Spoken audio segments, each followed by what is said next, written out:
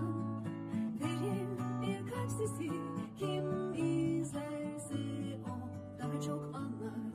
Mavi gökleri bir kuş ne söyledi durmaz, cömertçe verir, sevgi açar dünya.